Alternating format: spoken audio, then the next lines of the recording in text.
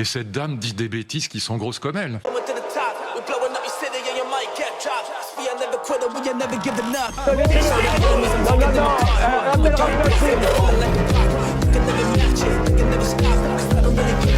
fumez, monsieur? Le football, il a changé. Oui, peut-être. Ouais, c'est Laurent Delamousse. Bonjour et bienvenue, messieurs, dames, à toutes les personnes, sauf à celles et ceux qui me menacent sur Instagram. Je vous racontais la petite histoire. Je reçois un commentaire insultant sous la vidéo de Brigitte Macron. Pas envie d'être plus intelligent que cette personne. Flemme, je réponds de la même manière. Tu me parles mal, je te parle mal. Tu me respectes, je te respecte.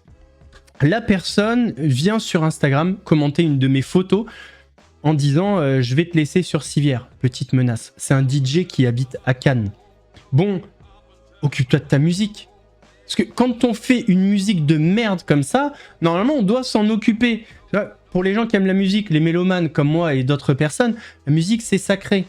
Et toi tu la saccages. Avec quelle partie de ton corps tu mixes ou tu fais de la musique? J'aimerais savoir. C'est important quand même. Honnêtement, je te crois quand tu me dis que tu vas m'envoyer sur civière. Si j'écoute tout ton SoundCloud... Ah ouais, je finis sur civière. Peut-être même entre 4 planches. Donc, évite de m'envoyer des messages sur Instagram, commenter mes photos. Je sais, tu me kiffes, mais t'es pas trop mon style. Je suis plutôt femme. T'auras pas mon cep dans la bouche. Détends-toi, occupe-toi de ta musique. Parce que quand on fait une merde pareille, on se doit de progresser. Force à toi. Messieurs, dames, avant de partir pour cette nouvelle vidéo, c'est le moment de soutenir la chaîne et moi-même en mettant votre plus gros pouce bleu, votre meilleur commentaire. On n'oublie pas de s'abonner et d'activer la cloche pour pas rater les prochaines vidéos. On fait de même sur la chaîne principale, la chaîne Mousse. Vendredi, j'ai sorti une vidéo sur Ilan Castronovo en mangeant sur Instagram, sur TikTok, sur Twitch pour pas rater les lives du dimanche soir à 21h30. On va chercher à boire manger, on se met à l'aise. Et moi, je m'occupe du reste. La canicule, ça rend fou et apparemment, ça atteint la mémoire. Regardons ce chroniqueur sur CNews qui a dit ceci alors qu'il y a un petit moment, il avait dit cela. La question, c'est est-ce que quelques jours d'extrême chaleur dans l'année justifient de payer 3 milliards pour généraliser la thune dans toutes les écoles? Mets 3 milliards, tu peux 3 milliards. Tu peux mettre... C'est plus cher de rénover les bâtiments. Comment 1 year later. Et qu'aujourd'hui, on est obligé de reporter certains euros du baccalauréat à cause de l'extrême chaleur. Tout ça parce que l'éducation nationale, qui d'ailleurs rejette les responsabilités sur les collectivités locales, a été incapable de planifier et d'aménager les écoles. Il n'y en a que 7% qui ont la clim. Donc on voit le prix à payer des guerres de retard qu'on accumule dans ce pays. Restons sur la canicule. Santé publique France a communiqué des chiffres, 1000 morts supplémentaires, une augmentation de 40% des décès à domicile. Les 10 jours de canicule d'intensité extrême ont eu de vrais effets, notamment pour des hôpitaux, des établissements qui n'étaient pas prêts face à ce phénomène. C'est un père en colère qui nous a fait parvenir cette vidéo. Là, nous sommes dans les couloirs de la maternité. Plus on est au sud, plus il fait chaud. Cette nuit, il y a eu carrément une auxiliaire puéricultrice qui a fait un malaise, elle a été perfusée pour la réhydrater. 42 degrés à Bordeaux et pas un brin d'air frais dans la chambre de cette maternité. Ils nous ont dit qu'on avait l'air conditionné qui sortait par là. Mais non. Il est 13h, ça va faire qu'augmenter jusqu'à 37 degrés d'ici ce soir. Cette nuit, il a fait 33 à 34 degrés dans la chambre. À partir de 22h, on pouvait ouvrir la fenêtre parce qu'il faisait plus chaud dedans que dehors. Pas d'autre choix que de se débrouiller pour rafraîchir les premières heures de son enfant et de la mère. J'ai demandé à un ami qui m'a prêté une climatisation portable et du coup je l'installe pour que madame puisse dormir un peu. Quand ils ont vu que j'avais ramené une clim, il y a 2 papas qui sont partis en louer une aussi. Donc je pense qu'ils sont revenus avec, mais non, c'est très compliqué. Ouais. Sur les réseaux sociaux, les soignants alertent, l'hôpital a chaud. 32,8 et ça fait que d'augmenter. Pauvres patients, ils sont dans des chambres à 33, 34 degrés. Mais vous attendez quoi en fait? Je parle même pas pour nous soignants où la moindre mobilisation, ça nous fait déjà perdre 1 demi-litre d'eau. 36 degrés dans cette chambre du service d'oncologie de Chartres, où le système D est partout. Des couvertures de survie à l'extérieur comme à l'intérieur des chambres. Objectif, faire baisser la température à tout prix. Dans les bureaux, ce sont des cartons qui servent de pare-soleil. Cette urgentiste dénonce l'impréparation générale. Là, on nous met du jour au lendemain dans une situation non anticipée par le gouvernement et par tous les gouvernements successifs. Donc on ne peut pas dire qu'on soit dans les meilleures conditions pour traiter cette crise. Et donc à chaque fois, effectivement, l'hôpital en sort pas indemne parce que l'hôpital est en situation de stress permanent. Plusieurs hôpitaux ont activé le plan blanc, un dispositif de crise pour faire face aux situations sanitaires exceptionnelles. Quand je vois ça, on ne m'empêchera pas de penser qu'on paye trop d'impôts. Voilà, on paye trop d'impôts. Alors, c'est pas tant le montant, c'est le montant face à ce qu'on a. Un pays comme la France, avec la taxation qu'on a, c'est pas normal qu'on ait des hôpitaux dans cet état-là. C'est pas normal, je suis désolé. Je suis prêt à payer plus. Mais c'est pas normal qu'un pays comme la France, qui rayonne à l'international, ait des conditions de soins comme ça. Avant, c'était notre fierté. Maintenant, c'est la honte. Est-ce qu'il y a du trafic d'enfants sur Vinted? Alors, messieurs, dames, je sais, la question, elle paraît improbable parce qu'on se dit Vinted, c'est pour vendre des objets, des vêtements, etc. Pourquoi on en arrive à poser cette question? Une figurine à 10 000 euros, une peluche à 20 000 ou encore une rose à 21 000 euros. Y a-t-il un trafic d'enfants sur la plateforme Vinted? Depuis plusieurs jours, des annonces troublantes publiées sur la plateforme de seconde main alimentent les soupçons. Tout a commencé par une vidéo virale publiée sur TikTok par la créatrice de contenu Jenna. Dans celle-ci, elle recense plusieurs annonces pour des objets du quotidien comme des figurines ou des peluches. Mais ce qui l'interpelle, ce sont les descriptions et les prix exorbitants auxquels ils sont affichés. Il y a personne qui parle du fait qu'il y a du trafic d'enfants sur Vinted. Donc ici, on a une figurine qui coûte 30 000 euros pour un petit gadget comme ça. Certaines de ces annonces mentionnent des informations comme le poids, l'âge ou la taille d'un enfant.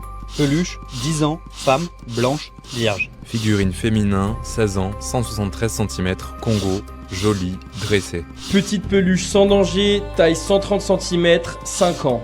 Ces annonces n'apparaissent plus sur la plateforme Vinted, mais face aux nombreux signalements, la haute commissaire à l'enfance Sarah El Haïry a annoncé avoir saisi la justice. J'ai saisi la justice au titre de l'article 40 pour signaler l'existence de comptes suspectés d'être impliqués dans des trafics d'enfants sur Vinted. Face à ceux qui exploitent, marchandent ou s'en prennent aux enfants, l'État ne détournera pas le regard. Le parquet de Nanterre a indiqué à l'AFP avoir ouvert une enquête préliminaire et l'office de la police judiciaire chargé des mineurs s'est également saisi du dossier. Vinted nous a indiqué avoir mené une enquête approfondie sur les annonces actuellement diffusées en ligne, mais assure n'avoir trouvé aucun élément permettant de les relier à des activités de trafic d'enfants. L'entreprise précise par ailleurs intervenir chaque fois qu'une annonce est signalée comme suspecte et examiner chaque cas avec attention. En 2023, la plateforme avait déjà fait l'objet de rumeurs similaires, certains accusant des pédocriminels de dissimuler du trafic de mineurs derrière des annonces de jouets ou de vêtements. Aucune trace d'activité criminelle n'avait alors été trouvée. Excusez-moi messieurs dames, est-ce qu'on n'aurait pas le philosophe Jules Ferry qui aurait traité de grosse une ministre? Moi aussi je peux être philosophe, hein, très facilement. Je suis horrifiée par les gens qui me disent « Ah, mais il n'y a qu'à mettre la clim partout. » Très bien, on va mettre la clim partout. Vous croyez que ça va éviter un feu de forêt ? Vous croyez que ça va éviter une culture de ne pas exister ? Vous croyez que ça va éviter la mort des animaux que nous voyons ? Vous croyez que ça va éviter quoi ? Rien. Est-ce que les propos sont appropriés ? C'est d'une rare bêtise. Je comprends pas que cette dame puisse être ministre. Enfin, c'est délirant. Et cette dame dit des bêtises qui sont grosses comme elle. C'est effrayant. Non, vous pouvez pas dire ça, Luc Ferry, tout de même. Vous la trouvez remarquablement intelligente. Je vous le laisse. Non, mais bon, les critères comme ceux-là, on va les éviter tout de même. Moi, j'évite rien, Margot. Mais évitez ce que vous voulez. D'accord. Les métiers extérieurs, Luc Ferry, tout de même, eux supportent la chaleur, la lourde chaleur. Le cap chaleur a été refusé par le ministre du Travail et des Solidarités. Est-ce que vous pensez qu'il faudrait un minimum? La CGT parle de 28 degrés, par exemple. Mais non, mais il faut arrêter, là. Écoutez, franchement... Ceux qui sont dehors, jours c'est de dur. chaleur, voilà. Franchement, mais dans quel monde on vit? Enfin, écoutez, franchement, mon père s'est évadé 4 fois des camps nazis. Il faisait très chaud aussi, surtout dans le four qu'on avait préparé pour lui. Bon, c'est invraisemblable. On est quand même capable de supporter ça. Donc, pour les personnes qui sont malades, qui sont seules, qui sont vulnérables, il y a beaucoup de personnes qui sont vulnérables qu'on s'en occupe, évidemment. Mais franchement, on est capable de supporter ça. Enfin, un jeune homme en bonne santé est capable de supporter ça. Il faut arrêter quand même. Écoutez, il y a 2 choses qui m'ennuient plus que tout dans la vie, c'est le foot et la canicule. Là, on parle que de ça. Et c'est comme si la seule chose qui compte en France, c'est la canicule et le foot. Pourquoi le nom de Samuel Paty suscite encore autant de débats près de 6 ans après? D'abord parce qu'il était juif, non? Ça aide pas dans le contexte actuel et en particulier chez les filles, non? Je crois Il est qu'il pas n'était juif, pas non juif. Non, Ah, il n'est pas juif. il est perçu comme tel, en tout cas par une grande partie des Français, mais à cause de son prénom peut-être, je ne sais pas. En tout cas, c'est comme ça qu'il est perçu par beaucoup de gens, et notamment du côté de l'extrême gauche. Et donc je pense que c'est ça qui suscite cette hostilité. Et puis évidemment le fait qu'il ait été assassiné par un OQTF, non? Non, il n'était pas au QTF. Non, mais il était... Non, il n'était pas au QTF. Il était tchétchène, mais pas au QTF. Mais il était radicalisé, il était Oui. fiché S. Oui. Fiché S. D'accord. Ouais, vérifié. D'ailleurs, en parlant du climat, je suis tombé sur une vidéo qui est assez intéressante. Alors que je ne me trompe pas, c'est François Gémen, membre du GIEC. Le GIEC, c'est un groupe d'experts intergouvernemental sur l'évolution du climat, et il a eu une réflexion que je trouve intéressante. Et il faut réaliser, la chaleur tue davantage de personnes en France que les accidents de la route. C'est environ 5000 morts par an, la chaleur. Et donc, à un moment donné, on se dit, est-ce qu'on prend ce sujet au sérieux ou pas? Je prends encore le débat absurde sur la climatisation. On a encore, je suis désolé de le dire, mais des arguments à la mort moelleux qui vont aller toucher tel ou tel rejet sur les gaz fluorés. Mais enfin, il y a des gaz fluorés dans les frigos, on n'interdit pas aux gens d'avoir des frigos. Sur les rejets de chaleur locaux, les voitures rejettent davantage de chaleur que les climatiseurs. Personne ne propose d'interdire la circulation automobile pendant les canicules. Si on était sérieux sur les rejets de chaleur, c'est sans doute ce qu'il faudrait faire. La réalité, c'est que, ok, il y a quelques petits impacts sur l'environnement, mais il y a d'énormes bénéfices sur la santé publique. Et je voudrais rappeler que le but quand même de la lutte contre le changement climatique, c'est quand même de sauver les gens. C'est quand même de sauver des vies. C'est quand même de permettre à tous d'habiter cette planète. Et donc, si on commence à refuser des solutions qui permettent d'épargner quelques vies au motif que ces solutions ne seraient pas absolument parfaites et absolument sans impact sur l'environnement, on n'a rien compris à la lutte contre le changement climatique. Je suis tombé sur une interview de Kim Kardashian qui révèle que Kanye West, ce sacré coquin, offrait des fois des Lamborghini à des inconnus. Voilà. Et même parfois, les voitures de Kim. En fait, Kanye West, c'est Hakim Benotman. Il me fait penser à lui. Quelle générosité. Come home and we had like 5 Lamborghinis, and I'd come home and they'd all be gone. You know, if he was in an episode, and I'd be like, oh wait, where's all our cars? Like my new car. And it would be like, oh, he gave them away to all of his friends. And then I'd be like, huh, okay. And then I'd come home again, and at a different point we had, 5 more Lamborghinis, and then I'd wake up in another episode and they'd all be gone again. And that time I was like, keep them, guys. Like I don't know what to say, but like I never felt like I didn't know, what you're going to get when you wake up, and that's like a really unsettling feeling. Yeah. Yeah, it's like a lack of stability. Lack of stability was a big thing that you're trying to be stable for yourself and your kids, and then there's a factor that you're like, I can't. So once you left, what was the biggest change that you saw within yourself? En parlant d'Américains, je vous avais montré le streamer Clavicular qui était venu en France, donc il était sur Paris, il s'est pris des bâches à gogo, il a rien compris le loupard, et il est parti dans le sud de la France, Cannes, Saint-Tropez, et à Cannes, il s'est fait un petit peu détruire par une jeune fille qui était assise à la terrasse d'un café ou d'un bar. The nightclub there is the best. And the area. You are not welcome in France. You are a fucking Nazi. You are a fucking masculinist. Or you are not welcome here. It's no. Like. I hope you have a really good night. You said like something like the fuck. I hope you have a really good night, man. This is why I hope you're not respectful about women, and you like think something Nazi, Miss. and we are not Nazi there. So. Enjoy your night. Yeah, okay, bye. Go back in your country. You don't want Nazi there, okay? Have a good night. Nice to meet you. Nice to meet you guys. Literally can't live in Have a with good night. tourists. Have a good night. Sometimes you just gotta have a little bit more class than them. How's it going, guys? Yeah, if you just clasp that. Translate.mom. Messieurs, dames, Magali Berda, de nouveau accusée d'avoir arnaqué une internaute par rapport aux enchères, aux fameuses enchères. Alors, désolé, la vidéo elle est un petit peu longue, elle fait 5 minutes. Mais bon, je vous laisse regarder l'histoire et après vous aurez la réponse de Magaloche. Storytime. Donc voilà, je voulais faire cette petite soirée parce que je pense que je suis pas la seule. Et tout ce que je demande au jour d'aujourd'hui, c'est récupérer mes 420 €. Donc je vais vous raconter un peu du coup la storytime. Du coup ça s'est passé lundi.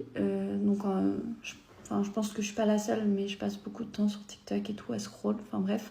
Et en fait, en ce moment, je regarde les lives de Magali Berda. Et en fait, ce qui s'est passé, c'est qu'au moment de scroll, j'ai enchéri sur un sac. Donc, j'ai littéralement pas fait exprès.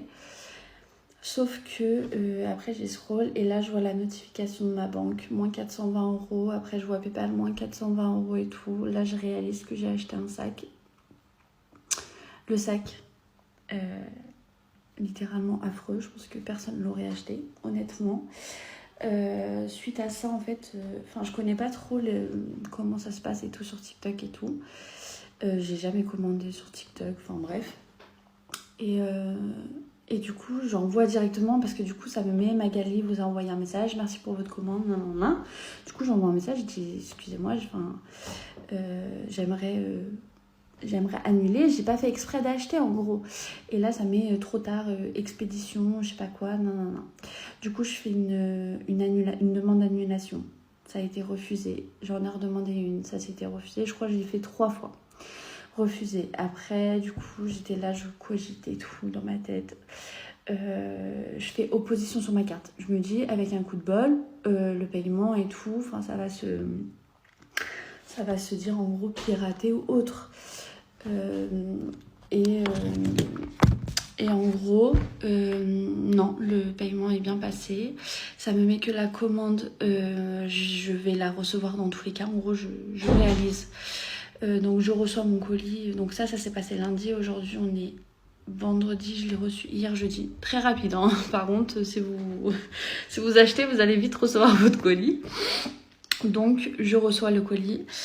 Donc je me dis super, je vais le rendre. Sauf que je n'ai aucun papier en gros pour retourner mon colis en gros. Donc je fais une demande de retour de colis et elle me refuse. Donc voilà, là j'ai fait une demande de litige, mais je sais pas trop comment ça fonctionne TikTok et tout, donc j'ai envoyé des photos, des preuves, parce que le sac est littéralement, c'est une honte, c'est de l'escroquerie, enfin c'est horrible. J'ai envoyé, j'ai écrit, j'ai envoyé les photos, les preuves et tout. Enfin, franchement, c'est honteux et je pense que je suis pas la seule. Et en fait, je sais pas quoi faire. Je veux juste mes 420 €. Si Magali, s'il te plaît, rends ma thune. C'est tout ce que je demande. Je te rends ton sac de merde parce que j'en ai rien à secouer de ton sac. J'ai reçu ça. Voilà. Franchement, j'ai grave honte. Je le reçois déjà, il sent la vieille. On dirait qu'il a été enfermé dans un grenier depuis 100 ans. Il n'y a que des taches jaunes dessus. Je sais pas si ça va se voir à la caméra, mais je vais vous mettre des photos. Après, à l'intérieur, là, il y a de la moisissure. Vous n'allez pas voir, mais je vais vous mettre les photos. Il y a de la moisissure, enfin... Bref, déjà le sac, je l'ai acheté plus cher qu'au magasin déjà. À partir de là, moi j'ai rien demandé à personne. Je suis quelqu'un de honnête. Je veux juste qu'on me rembourse. Je rends le sac. Je le veux pas le sac. Enfin, tout ce que je demande en fait, c'est si quelqu'un peut m'aider, si quelqu'un peut me dire si cela c'était déjà produit ou autre.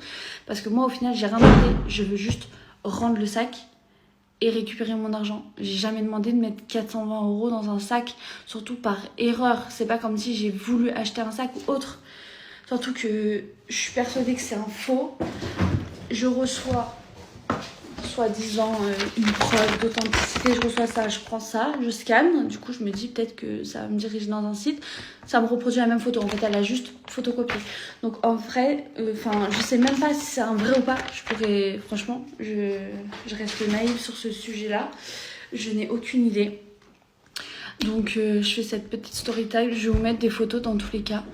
Et voilà, je demande juste de l'aide. Je demande juste qu'elle voit cette vidéo. Je veux juste être remboursée. Si TikTok peut me rembourser, dans tous les cas, je vais faire...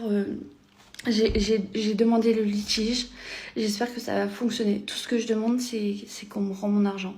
C'est tout ce que je demande. En tout cas, merci aux personnes qui ont regardé ma vidéo jusqu'à la fin. Et s'il vous plaît, partagez un maximum. Et j'espère vraiment que je vais être remboursée de ce sac. Et j'espère que tout le monde qui s'est fait arnaquer va se faire rembourser. C'est toi qui as appuyé, c'est pas moi. C'est à ce que je sache. Donc viens parle correctement. Oui, son sac, c'est de la contrefaçon. Non, pas du tout. Tu as un certificat entreprise, c'est pas la contrefaçon. Donc là aussi, fais attention à ce que tu dis, parce que là, tu es en train de me dénigrer. Alors qu'en vrai, c'est toi qui t'es trompé. Donc t'as pas besoin de me sauter dessus. T'as pas besoin de me parler comme ça, tu vois. Ensuite, je vais jusqu'au bout de sa vidéo. Ouais, appelez-la, dites-lui qu'elle me répond, dites-lui qu'elle me rembourse, dites-lui ceci, taguez-la, machin, etc., etc. Première chose que je fais, déjà, j'aime pas sa manière de parler. Parce que, ah oui, alors excusez-moi, l'état du sac. Elle vous dit qu'il y a une tache au fond. Moi, quand je lui ai envoyé le sac, il était nickel. Donc, c'est pas vrai. Il y avait une petite tache jaune en bout. En dessous, je l'ai montré. Elle vous montre le sac, elle vous dit il est plein de taches. Excusez-moi, regardez la vidéo. Vous allez voir le sac. Pardon, on n'a pas la même notion de la saleté. Je suis désolée. Et après, à l'intérieur du sac, moi, je suis quasiment sûre de lui avoir envoyé, il n'était pas dans cet état-là. Donc, on va savoir si elle n'a pas fait exprès. Je suis désolée, mais bref, c'est pas grave. Passons. Donc, elle dénigre. Je vais voir dans mes messages privés. Je me dis, cette fille, alors elle m'en veut parce qu'elle m'a écrit, je n'ai pas répondu. Je passe dans mes messages privés, elle a fait 0 message. C'est-à-dire que la meuf n'a jamais essayé de me contacter. Elle ne m'a jamais fait un message en me disant, voilà Magali, je suis désolée, je me suis trompée. Est-ce que, moi, je sais pas, demain vous faites une erreur, ça peut arriver. Vous m'écrivez, vous m'envoyez un message, vous me dites, voilà, je me suis trompée, machin. La meuf a fait 0 message. 0, pas un message. Elle m'a pas écrit. Donc du coup, j'ai envoyé un message, je dis écoute, j'aimerais comprendre pourquoi tu prends le temps de faire une si grande vidéo sur moi, où tu me défonces, mais par contre, tu prends pas le temps de m'envoyer un message tout simplement. Si tu t'es trompé, écris-moi. Là, tu demandes aux gens de m'écrire. Mais écris-moi, t'es grande, t'as pas l'air débile, t'as pas l'air débile quoi, t'as pas l'air d'avoir de tension. Pourquoi tu prends le temps d'écrire aux gens, leur demander de m'écrire, mais toi tu prends pas le temps de m'écrire. Donc voilà, et là elle me répond, tu vas me rembourser? Oui, non, je fais, attends, déjà tu me parles pas comme ça, moi je pense que tu m'as trollé.